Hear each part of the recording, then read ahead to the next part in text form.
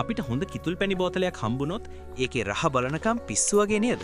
ඔයා දන්නවද? කිතුල් පැණි බින්දුවක් දිව මත ගෑවුණු මොහොතේම එහි තියෙන පෝෂක දිය වෙලා උගුර දිගේ ආමාශයට ගමන් කරනවා.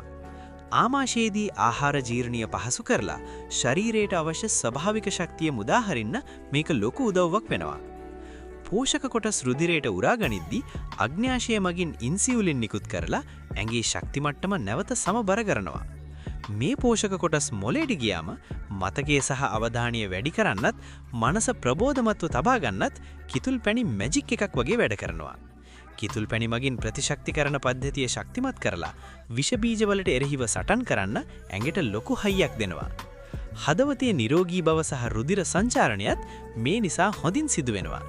ඒ වගේම සම ඇතුළතින්ම පෝෂණය කරලා නිරෝගී සහ පැහැපත් පිනුමක් ලබා දෙන්නත් කිතුල් පැණි උදව් වෙනවා. ඉතින් මේ වගේ වටිනා පුරුදු ඔයාගේ ජීවිතයටත් එකතු කරගන්න.